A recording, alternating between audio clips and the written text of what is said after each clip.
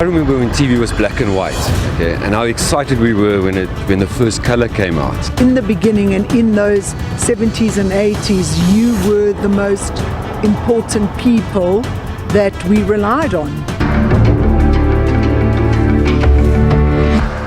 Good evening, I'm Tim Modise. Good evening. They've adapted to the modern times, and I started to think what's going to happen in future, because the sky is the limit. Happy birthday to 75 years of a national broadcaster.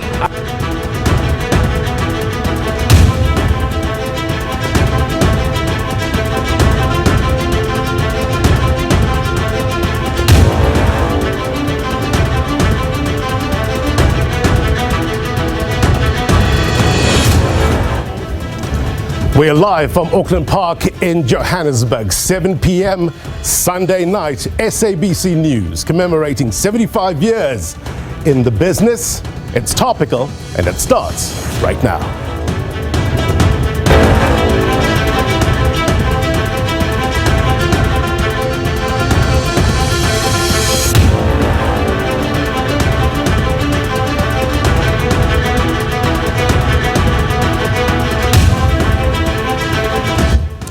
A very good evening to South Africa, those watching around the world. My name is Blain Herman. This is It's Topical.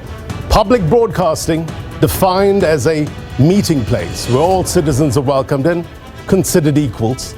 It is an information and an education tool, accessible to all and meant for all, right? And this is regardless of social or economic status. SABC News has a rich history, but it also has a checkered past. From apartheid to democracy, a varied past. It's important to recognize that. The first SABC News radio bulletin went live this week 75 years ago from Broadcast House on Commissioner Street here in Johannesburg. So we thought let's use that as a springboard to open up the conversation.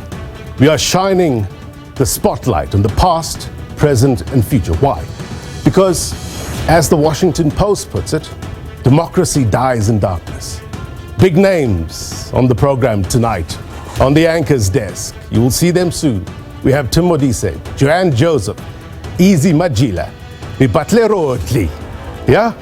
Speaking about beautiful people, we also have Crystal Orderson, Manelisi Dubase, as well as Themba Khumalo will come up soon, joining us from various parts of the country. We are examining, reassessing, analyzing, with the purpose of getting to that better place that I always talk about as a community. The 75th anniversary has renewed our sense of purpose. I say renew because our mission has not changed. We are still trying to focus on what will give you value. And sometimes we hit, sometimes we miss. And when we miss, you tell us. Oh boy, you tell us. And that's fine, it's part of the job. We take the constructive criticism from you any day. Why? Because we do the show for you. There's a deep understanding here of the overriding purpose of this program. And it is, and has always been, to give you a wide range of perspectives, to help you make better decisions that'll benefit you and your family. For me, personally, it's a gift to speak to you every Sunday night. So thank you for being present. It leads us to the question of the week, and we're asking you, which SABC News story or voice, personality, defined your era? And how did it shape your view of South Africa and the world at large? We would love to hear your thoughts at SABC News_TV. We are also asking you to engage with us tonight. Our guest tonight, heard the names. What would you ask them? Or what would you say to our veteran guests? We'd love to hear at SABC News_TV. You're also opening up the lines today. Give us a call, 011-714-0677-7879. And there's even an 80 there. Number of lines. Let's get to it.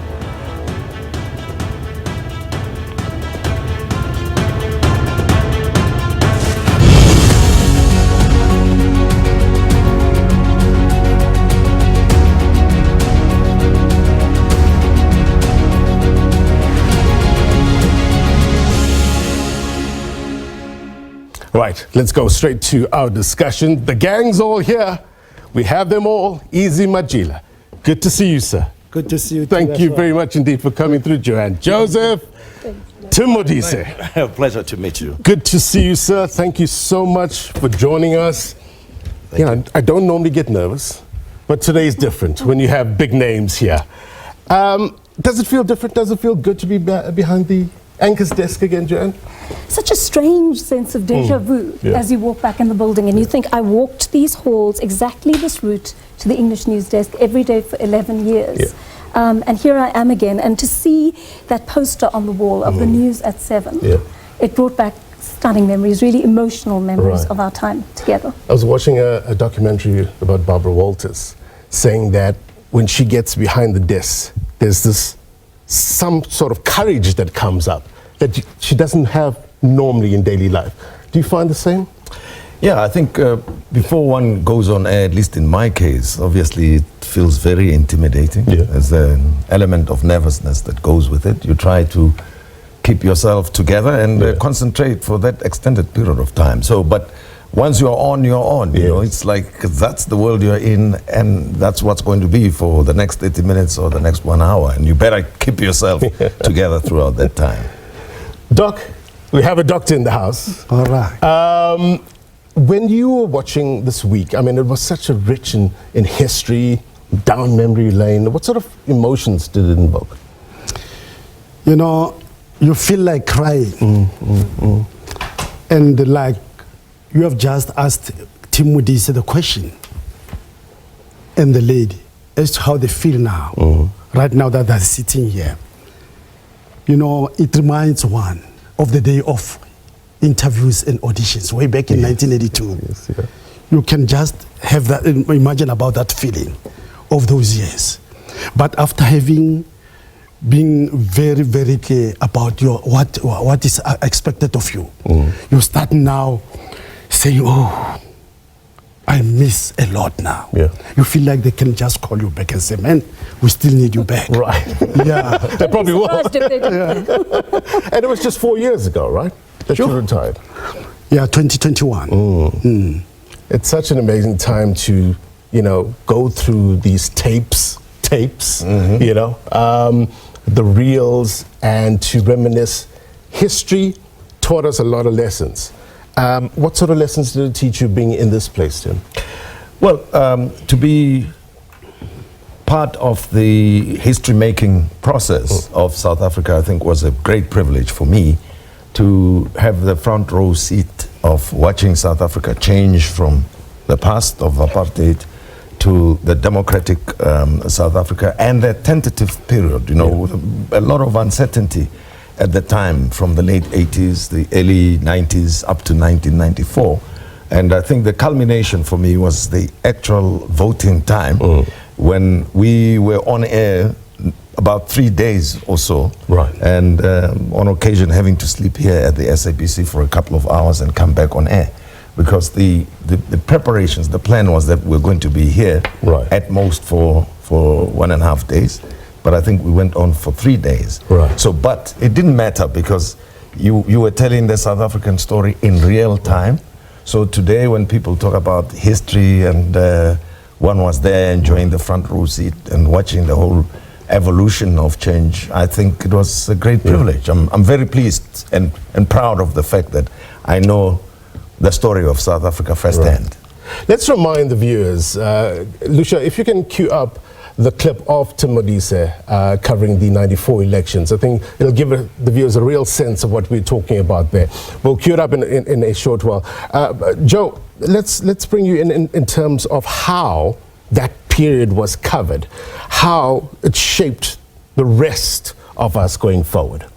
You know, that's a very interesting story for all sorts of reasons. I mean, I'm sitting in the presence of greatness here because Braizi and Tim were part of journalism as we knew it. They were the guys we watched on television and we heard on the radio all the time. I was quite wet behind the ears when I got here. I was a 21-year-old. I was a full-time student.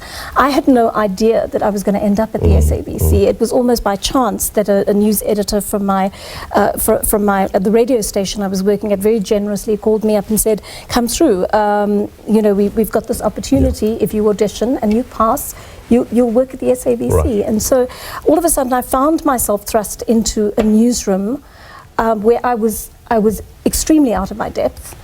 But the incredible people who worked here, who had been BBC trained, most of them, by the way, were the types who would take the time to actually sit with you, teach you how to produce, teach you how to write, teach you how to edit, do all the things that kind of make up the anatomy of television. And for me, that was the most important thing, because my career is grounded in what I learned at the SABC, and it was the patience, it was the generosity, and it was the deep knowledge and skill of the older people in the fold who were prepared to teach that to a young one. Just look at there. You haven't changed a bit. Well, still the same person. Take a few minutes. Let's roll that clip, Control.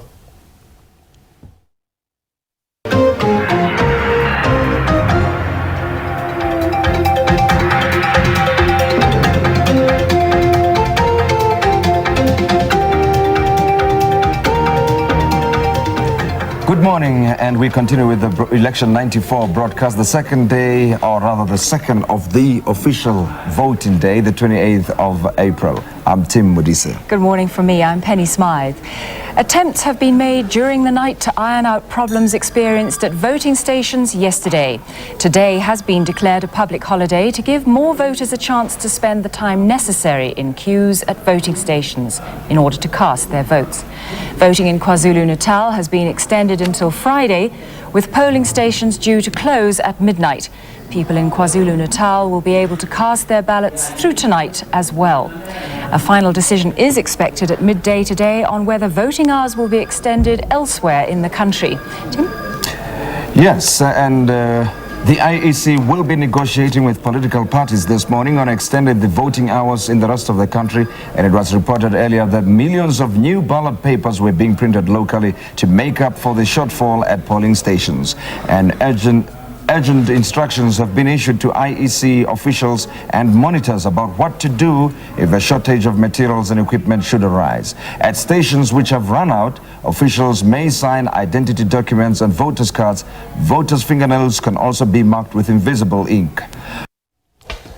Such a pivotal moment in South Africa's history. Crystal Orderson, when you watch that, Crystal has been covering for many decades socioeconomic issues on the continent.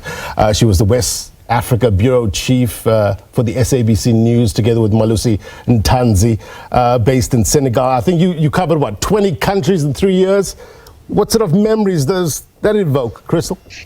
Blain, just listening to Tim, Joanne and Easy, and of course seeing Manelisi on the other side, it just brings back memories. I grew up in the SABC. I joined as an intern when I was 19 years old, left the comforts of Cape Town for Johannesburg, and as Joanne reflected, the absolute generosity. But remember, Blain, as you said in your intro, the SABC also had challenging time. When we arrived, there was no space for young black female reporters who didn't have some fancy accent. You were told that your English wasn't good enough, and we had to engage with the issues of the reality of our country changing from apartheid to a democracy, but also in the newsrooms we had to take on issues of reporting on diversity, and as just reflecting the absolute generosity. Within my first week of being in Johannesburg, I was trained in TV reporting, how to write to pictures, being able to tell a television story, and of course the SABC entrusted us young black reporters to tell the South African story, from the beauty of covering the former President Nelson Mandela at press conferences at the age of 21, to covering gang conflict, covering Apartheid and the rise of urban terror in Cape Town. But of course also the SABC believed that we needed to be educated, we needed to understand global politics, we needed to be able to tell a story with all the different contexts, and we had special courses being developed for us at Wits University because of Dr. Snooki Zikalala. He said, you cannot just report, you must understand capitalism, you must understand what it means to tell a developmental story. And then, of course, they had the confidence in people like me and Malusi to send us to West Africa and covering the African story, you know, being in Chad or being in Sudan with people with guns, never being able to pay bribes. And for instance, with me and Malusi, we traveled borders, you know, driving from Senegal to the Gambia or Guinea-Bissau because there's a coup d'etat. We had to be agile, we had to adapt, we had to find technology. And I can say wherever Malusi and I went, we never had to pay a bribe. Because as first, if a border person with the AK-47 would hear that we're from South Africa, and the next question to Malusi, you know, is where is he from? And as soon as he said KwaZulu-Natal, there was this just absolute reverence about Shaka Zulu, you know, and the history of South Africa. And I can say, you know, we never paid a bribe. We were able to tell the African story, travel the length and breadth of the continent from the DRC to South Sudan, to Libya even. We covered the late Muammar Gaddafi at his palace in Sirte. I mean, those are stories, Blain, that who can tell stories like that the SABC gave people like me, a girl from Mitchell's Plain, the opportunity to not only tell the African story, but tell the story to South Africans and travel the world, Saudi Arabia, South Korea, to name but a few, and also give us the opportunity to study. So I am the person I am and the reporter that I still am because of the SABC, and I will forever be completely grateful. I mean, just talking about it, I feel completely emotional. Like Pratham said, I had a front row seat to telling the beautiful story of Africa to South Africans, and the SABC, you know, was there to support us all. Manelisi, you had the privilege of telling the South African story from the vantage point of Washington, for New York, back in 2005. You've seen how things have since played out in terms of South Africa's relationship with the United States. Did that surprise you in any way? Not really. You know, Americans Blain, and I respectfully say this, that Americans are somehow ignorant. You know, the allegations that, for instance, that South Africa, there is a genocide in South Africa, Americans believe those things because there is no voice of Africa in Washington. Many countries in Europe and the countries in the Middle East, they have lobby groups that are based in Washington that tell their stories all the time. We don't have that, and it's worse for us because we didn't even have an ambassador. Now, anybody can go to America and tell Americans any kind of a story, they will believe it.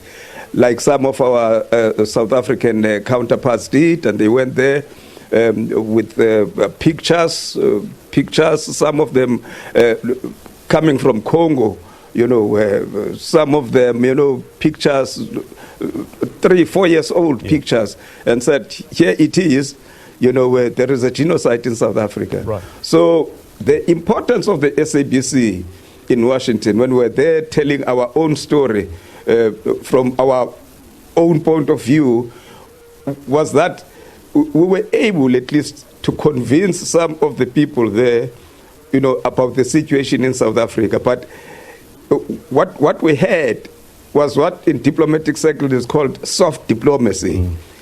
That's why it was so important that we have these bureaus there to tell our own story from our own point of view, just like the BBC would do, just like the CNN would do. You saw when they were reporting on the NATO in Switzerland now, the whole narrative was that leaders of the world are gathered in Switzerland. But there was no leaders of the world. It was NATO leaders. There were no African leaders there. There was no leaders from the Middle East and all that. But that's their narrative. You know, they tell their own story, you know. So the whole world is here in Switzerland when actually there's President Trump and other leaders. So, you know, it was important. It is important. It is even still important today that we have our own people telling their own stories. And telling their stories in their own language, I think, is key. We were going through this timeline at the SABC, and courtesy of our researchers, back in 1953, the rediffusion of a rediffusion service introduced in Soweto, broadcasting in 3 vernacular languages. How far we've come since then. Talk to us this process and how it changed the landscape of South Africa. I think the uprisings of Soweto, all the marches that were done, fighting apartheid. I'm even surprised when I hear that Americans were so ignorant, because they were even broadcasting. Their broadcasters were even broadcasting what we have here as different black tribal race people. Botswana, Amazulu, Africans, and so on. So I don't understand why. So to me, that moment was very much educative. Yeah. And when it comes to the exact time for voting now, after we have passed those years, the 1959, remember, the march of the 1959, the march by our women, by our mothers to the Union buildings, all those things. They really made it sure that the whole world understand what South Africa is all about. And now we come to 1994. I myself was very much excited because I knew that no one in South Africa or in Africa was ignored, or even worldwide, because the great man was the one who has made sure that we reached that point of saying now we want real democracy in South Africa. So I was so excited, more especially because we were sleeping in hotels. And what made me more excited was that I had a bulletin editor, Mr. Ronald Matjila. I hope right now he's listening and looking at this one. He was my producer down in that room of elections. And I had an opportunity of shining, taking the shiny spot to say, no, Ron, look here, I think this one, we must treat it this way. And that one took me back to what our parents were telling us about the past events of apartheid over black people until 1977, when the former Botswana government took over. And I happened to be there. Then I felt freedom. It was so nice to be in Mabato. And when I came to the SABC, to be honest with you, I never experienced what the people around in Johannesburg, SABC, experienced. In Pretoria, we were just cruising nicely. The things that were done when they had to take tests on you as to whether you are healthy or what, we never underwent the thing. Or maybe because I was coming from an independent homeland, the homeland that was respected by a lot of people, especially the central government. Maybe they decided, no, this man, we cannot touch him, because he might ask us, why are you doing this to me? We have a clip. Let's just remind viewers about Easy Matjila shining. Mopresidente Nelson Mandela o tlotsa jetsenala baagi ba seteišene sa borongwa sa Wupperthal go leba ditlhokego tsa tlhabololo kwa kgaolong eo. Mopresidente o ne a patula ke tona ya katlatlelo loago Geraldine Fraser Moleketi mmogo le kemedi ya bagwebi go kgabaganya naga. Mo kgorogong ya gagwe Mandela o tlhakantshitswe ke baagi ba ba neng ba tsotsa difolaga tsa ANC ba itumeletse go etelwa ke moeteledipele wa naga lokgetlo lwa ntlha mo historing ya kgaolo eo.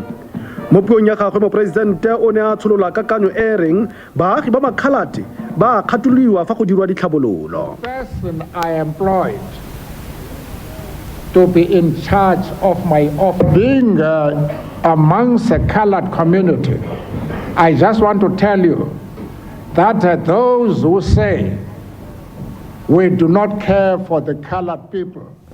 It invokes a whole lot of memories, Tim, and somebody that you covered closely was Nelson Mandela. Some of the interviews I was watching of you in the past, it touches on issues of South Africa's foreign aid, of course, apartheid. We're dealing with South Africa's economy. We're dealing with government of national unity. It's issues that we're dealing with today still. Sure. Well, it was very interesting to cover the old man, Madiba. You know, his personality, obviously a highly revered person, but to get to interview him and spend some time with him was something a bit more personal, in a sense that you realize that he's like any other elderly figure who cared a lot about us as much as we're journalists, but looked at me as a young person that now and again he would have a little bit of a joust with. I recall one incident where I asked him a question about his personal relationship. I think it was the first time that he was acknowledging his relationship with Mrs. Graça Machel at that time. And I spoke to Pax Mankahlana, his spokesperson, and checked with him if I could ask that question. Because that was an SABC CNN co-production.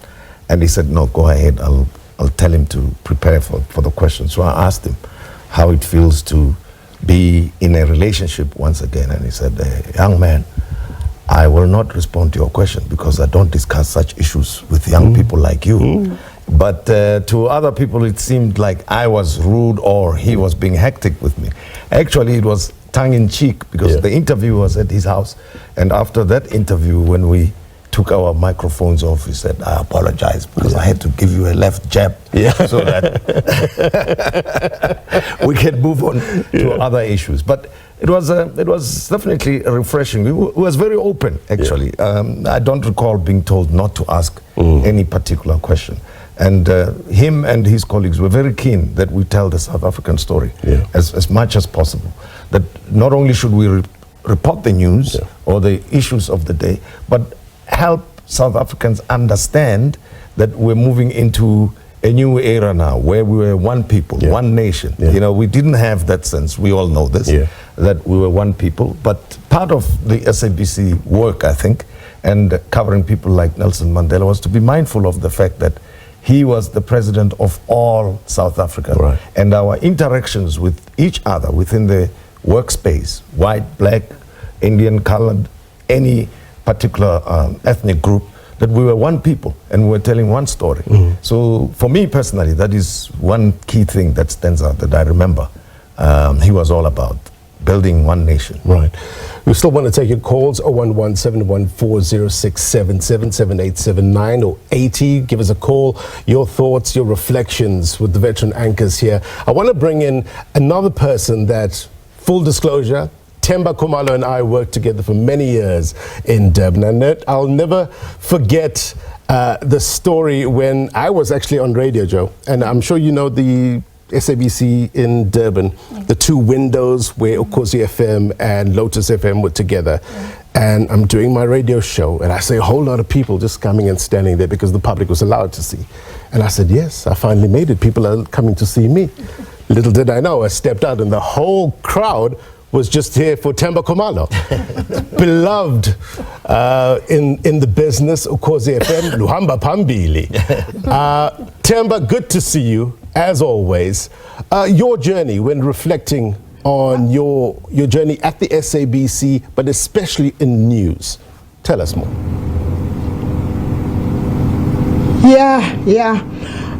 Blain, thanks for having me. But remember, the province of KwaZulu-Natal is a province that has got a history of being a volatile province, especially during or before the democratic elections in the country. You will remember that there were so many deaths. There were so many horrific situations taking place in the country, especially in the province of KwaZulu-Natal. If I may relate to my experiences here in the province of KwaZulu-Natal, you would cover a story, a horrific story, where you had seen people dying, and you have to put a brave face and tell a story, either reading or you are telling it on the national television, because you remember during the times of Snuki Zikalala, we had to do both English and Zulu. Now, as a person, a human being, you go and cover a story seeing people dying.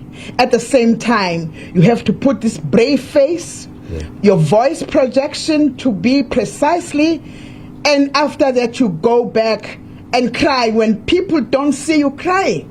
You know, this is an experience that I saw when I joined the SABC in 1991. There were good times and there were bad times. You know, the tension between the ANC and the IFP, whereby you would be told that you were biased, whereas the story had been written by a journalist in the field. And you, as Themba, in the bulletin production desk, you've got to translate and read the story.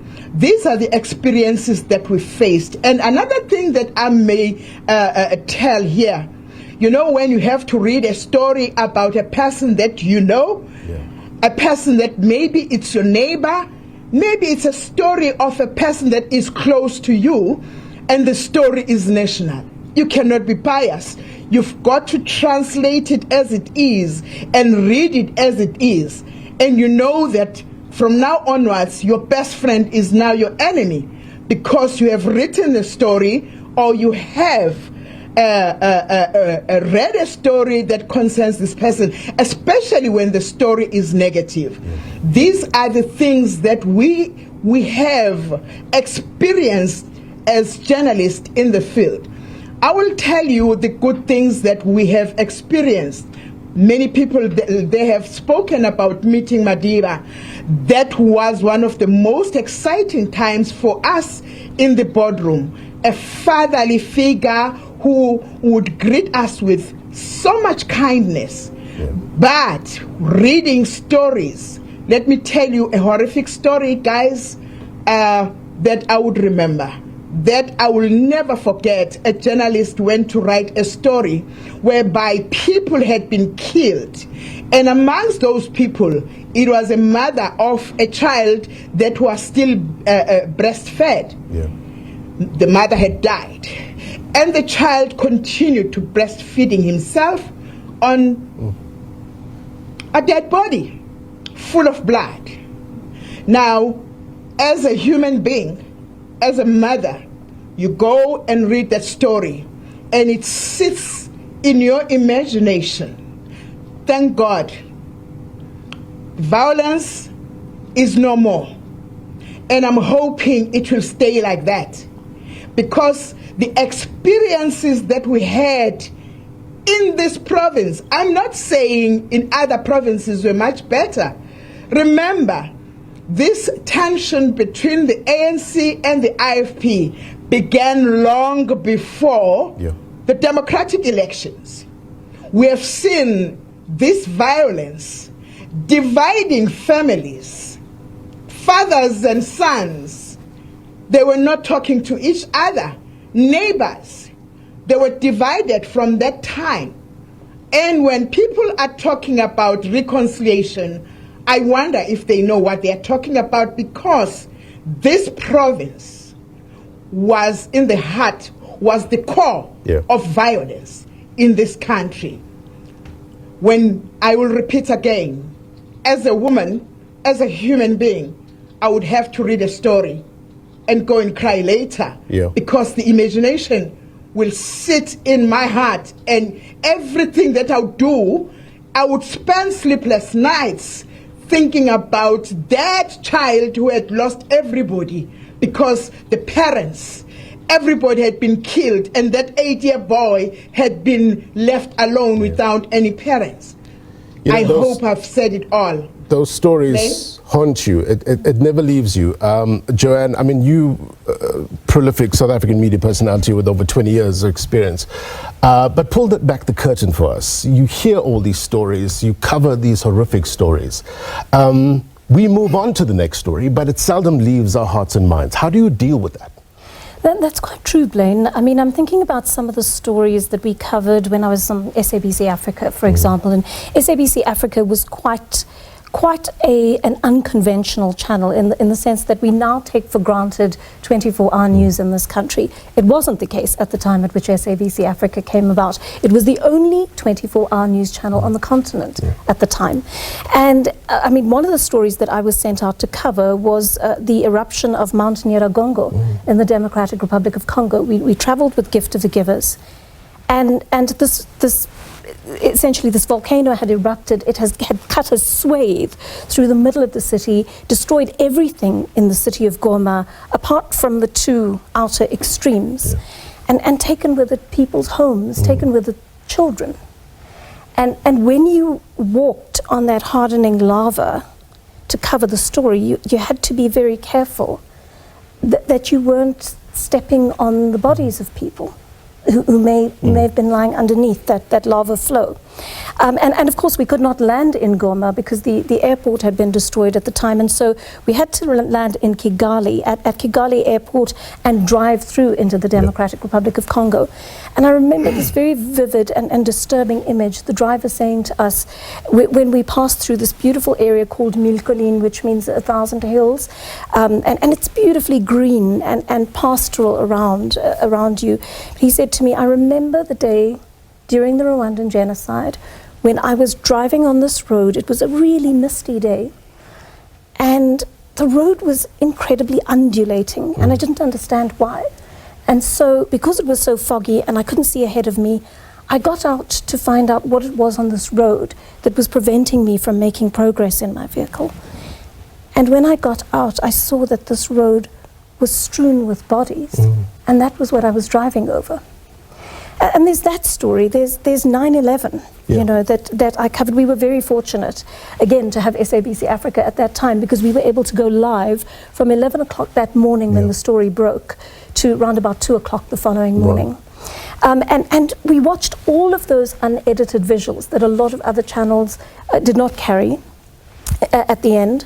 People jumping out of the buildings, some of the most horrific things, you know, the planes flying through the buildings. And I remember the utter panic in that newsroom that day, when everyone sprang to life because they suddenly realized that something momentous that was about to change the world was happening before our eyes. And of course Reuters had fortunately sent its cameras out to cover another event across the road from the Twin Towers, and so everything virtually was caught on camera. And you saw people running out of that building, and you thought, this is something that I will never forget for the rest of my life. And so you do carry that with you. You do carry the many hours in which you have sat in the edit suites, trawling through the footage of Al-Qaeda beheadings, for argument's sake, to ensure that your audience doesn't see that.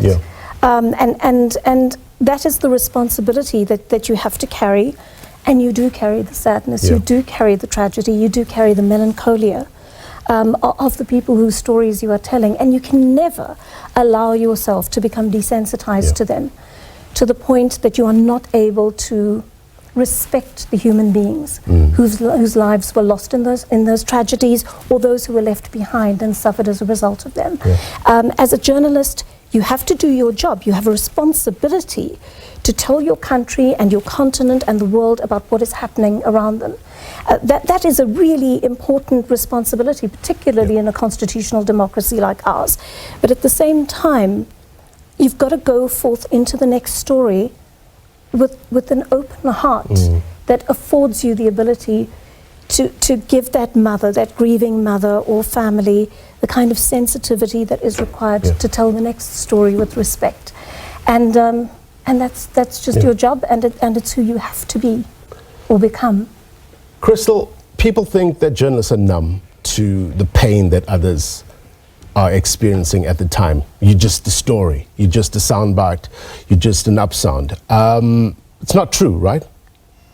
No, absolutely not. And some of us, we covered gang violence, we covered shootouts, we covered the rise of vigilantism, urban terror, and on the continent. We covered conflict, like in Guinea-Bissau. We covered a coup where the president was murdered in broad daylight, post-election violence in 2007 in Kenya, and I was also attacked during one of those incidences. And so I think, it was before the time, and now openly in newsrooms, there's mental health programs, there's assistance. So that was, of course, before the time. So all you could do was, as your editor said, you need to tell the story, you need to be focused, and only afterwards, you think back of what shaped you. So I think for me, up till today, I find crowds very claustrophobic. If I do not see an exit sign, I get very nervous and anxious. And I think it's because I've covered so many rallies, not only in South Africa, but across the continent, where they were, people would be stampede, or, there's no exits, and the police still just start shooting. And so I do know that I still carry some of those scars. But I think, Blain, for the SABC, and I think it's so important, the role of the SABC as a public broadcaster is absolutely vital. We are, the SABC is, and I was, part of that team that, we were there to educate, to inform, and also entertain viewers. And the public broadcaster in a country like South Africa, in a young democracy like South Africa, is absolutely pivotal.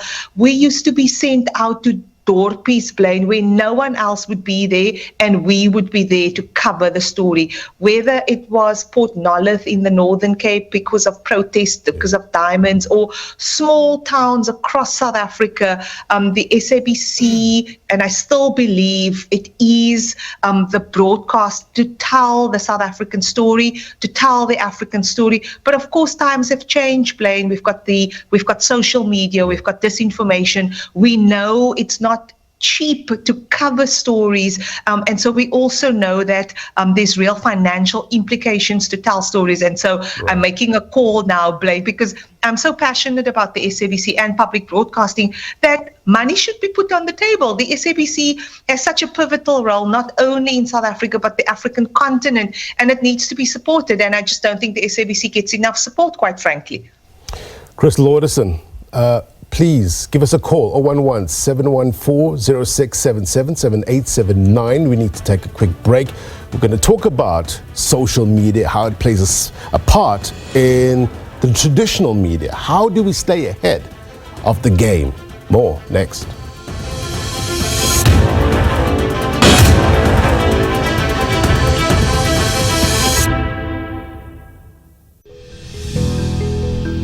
Whatever your type of business, our lawyers are standing by to assist you. Whether it's construction or manufacturing services, we've got you covered. We will handle your labor matters, guide you through employment contracts, CCMA referrals, and industrial action. Clientele has assisted our business with contracts, CCMA matters, disgruntled employees, defamation of character, non-disclosures, and disgruntled parents. Don't let bad debt cripple your business. Get a clientele legal business plan, and we will assist you with debt collection services. There will always be legal pitfalls in business, but clientele will always be there to assist you. The Clientele Legal Business Plan is there to protect, guide, and assist your business in managing legal risks. Clientele is a lifesaver. A team of lawyers protecting the business you have worked so hard for are standing by to assist you.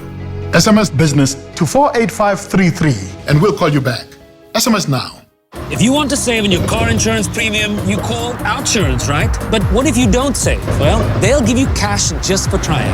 You heard right. Just ask for 500 Rand cash. But wait, there's more. If you don't save and have been claim-free and with the same insurer for 3 years, you can ask them for 1,500 Rand cash.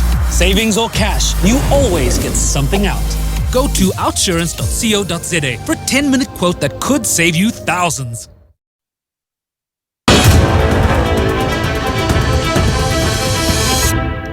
Welcome back. You're watching It's Topical. We're reminiscing, but also looking at present and future. How did we get here, but where are we going is the question that we're asking you. And what sort of role did the SABC, especially SABC News, as a public broadcaster, play in this journey? 011-714-0677, 7879 and 80, number of lines open. We're going to take your calls next. But to a regular word on the street feature, to the various streets seeking diverse insights and perspectives on our topic tonight, this is what you have to say.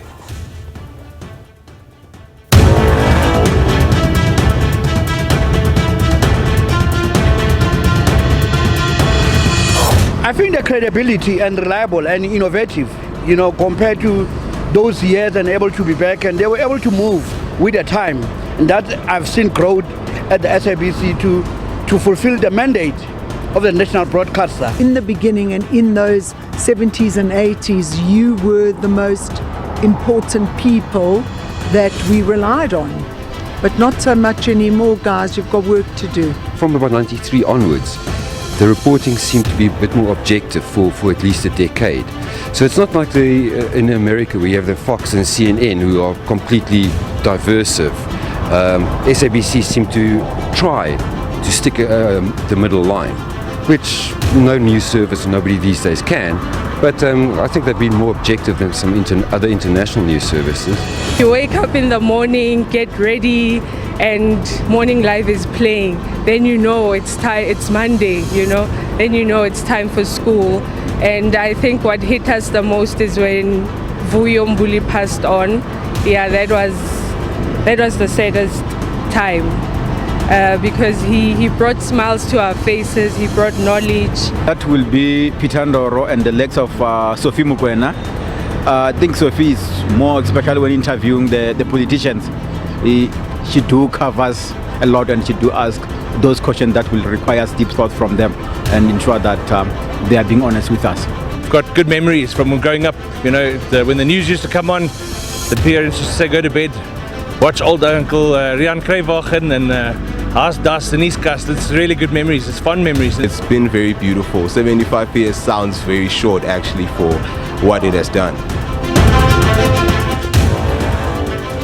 It brings back so many memories, good and bad, but mostly it invokes this feeling of nostalgia. It takes us back to a time where we wanted to watch the news, right?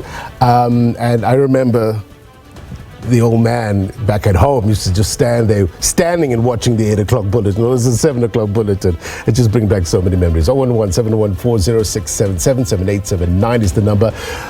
We already have some calls. Let's take some calls for our veteran anchors here.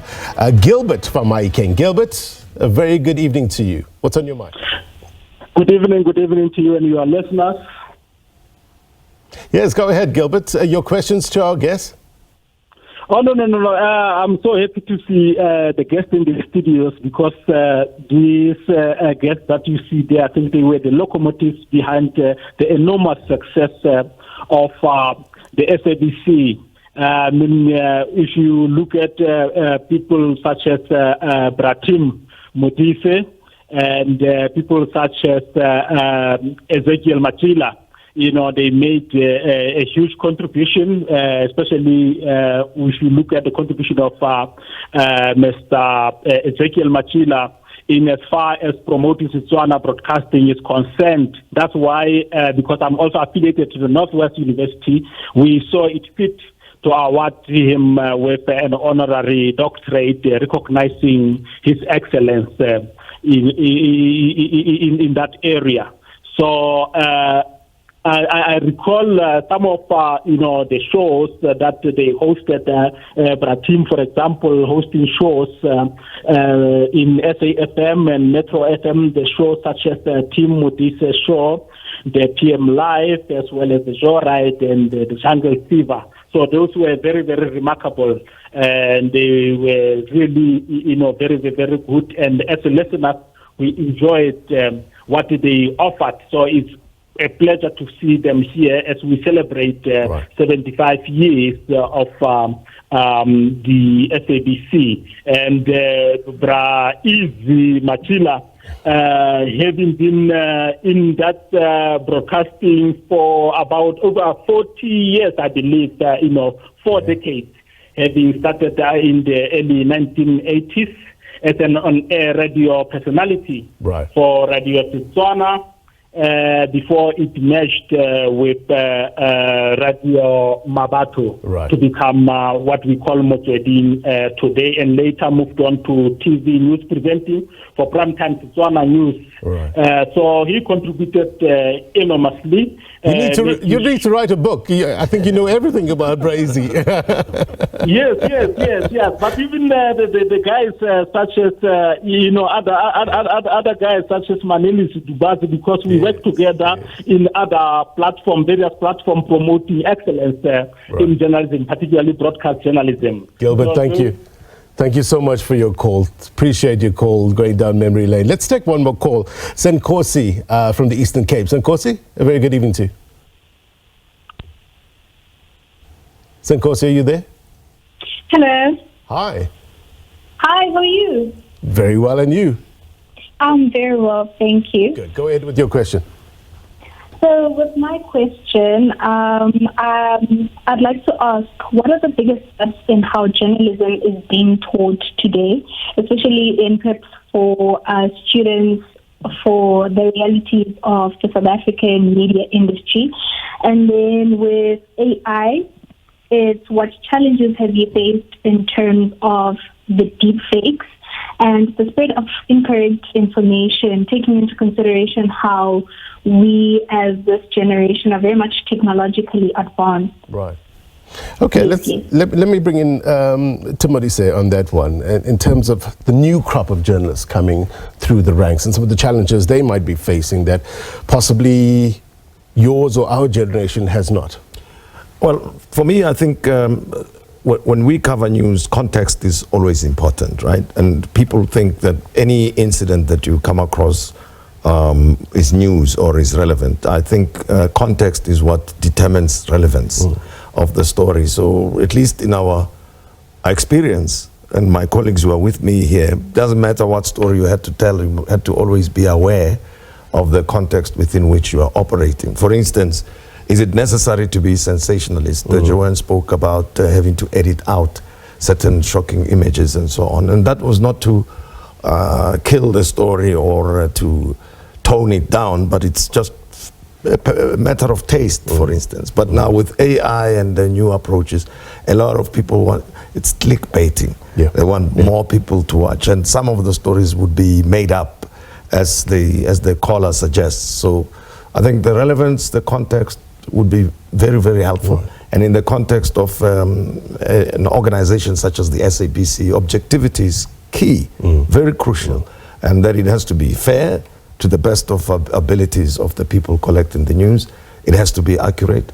And we should guard against, I think, up to now, inflaming people's passions because you want to be a temporary rock star for that day or that moment, you know, and whilst you may lead to situations that we heard about in KZN and elsewhere. So there's an element of responsibility that goes with doing this kind of work, I think. It doesn't, not only are you an expert, but you have got to be somewhat responsible.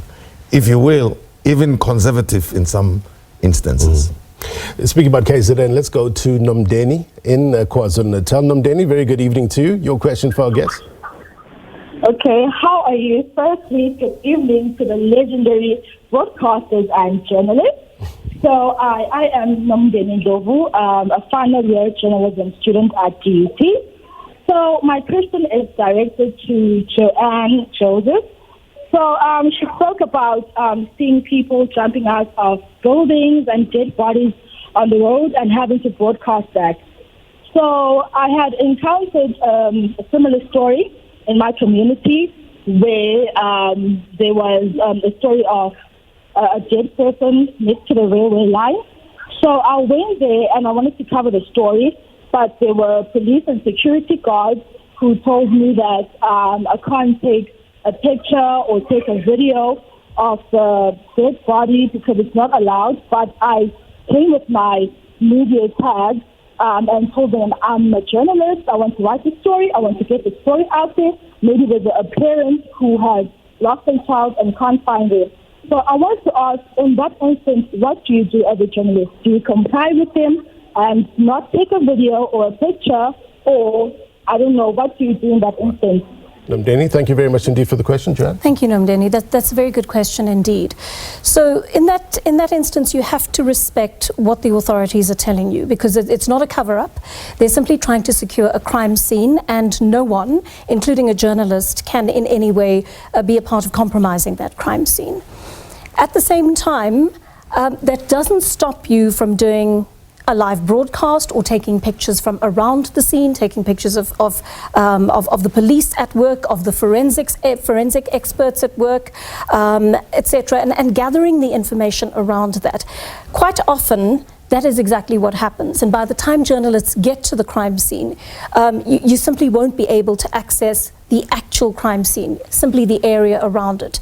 And so what you do is you engage in the process of information gathering. You speak to the authorities, you build a story around what perhaps residents of the area might have experienced.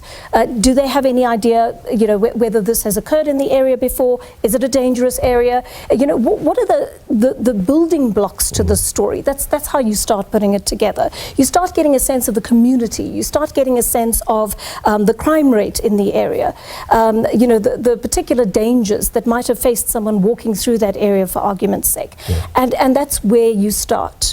I would guard against trying to inform family members and other people by releasing names to the public or any of that kind of information initially. Remember, it's a very sensitive situation indeed, especially where somebody has been killed or has died under unnatural circumstances. And so you do not want to expose someone's name or expose their family to the pain of finding out about their death via the media. And so, all of that will go back to your editor, and that's why these checks and balances need to remain in place in the newsroom, because you need to be speaking to a figure of authority all the time who has some experience in news and will be able to say to you, Nomdeni, I think that this is the part of the story we can carry right now. Even though you may be aware of the identity, let's not break that until the newsroom has decided that it's such time that we do so. Right. So that process has got to be respected, but you can still get your story. Hope that helped, Nomdeni. Thank you very much indeed for your call all the way from KwaZulu-Natal. Let's get some sign-offs now, final thoughts. Let's head over to Manelisi Dubase. The future, Manelisi Dubase, for the SABC, for the public broadcaster. Well, Blain, I wish I can say it has a good future moving forward, but looking at the economy and the way the SABC is being funded, I mean, there's a big challenge there. I mean, I'm sitting here in Parliament, and the studio we used to have here over the years is no longer here. And it doesn't look like we will have that studio in the near future because of funding. So I wish I can say that, it has a good future, but unless and until the politicians can decide the methods or the ways of funding the SABC so that it can deliver the sort of product that the people anticipate from the SABC. But right now, I'm afraid, that the SABC is a little bit, in a very not very good situation financially. Themba, your thoughts in 30 seconds?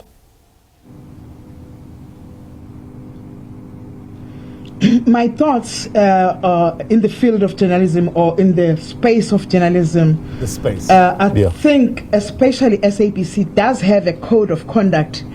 A code of conduct that needs to be followed by journalists. I think that has to apply also on the, what did you call, AI reporting or social media, because I've seen or I have read about a whole lot of things that you can see that it is discrediting the media settle, because you'll find that a person comes up with a nonsense kind of a content, and it is in the social media. Right. So I feel it is degrading the work that had been done by people like Tim Modise and other people that were at the forefront in the field of journalism, people that we followed and copied their style of reporting. Right. That's what I can say for now. Thanks, Themba. Themba Khumalo, thank you so much indeed. Tim Modise, Joanne Joseph, Matjila, as well as Crystal Orderson, and all the viewers that have phoned in as well. It is important that you get this conversation going. I wonder, Izzy, I think there's a special request for sign-offs, how you would do it back in the day. To start with you, sir. My beautiful and wonderful viewer, thanking my brothers here and my sister here, as well as yourselves. I want to say, remember, we will always be Banterotle. Okay. Then we say, Kakahiso, le peño, le rato, le bopilonolo, kakale. Thank you so much. Thank you so much indeed.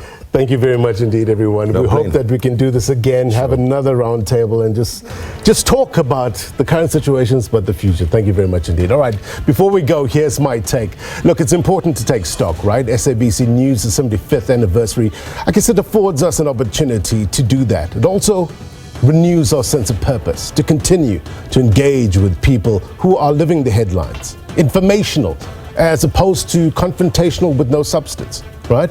Solutions to your problems as opposed to gotcha. But that doesn't mean that we will be soft on flagrant abuses of fact and circumstance. Not at all. The job is to call it out.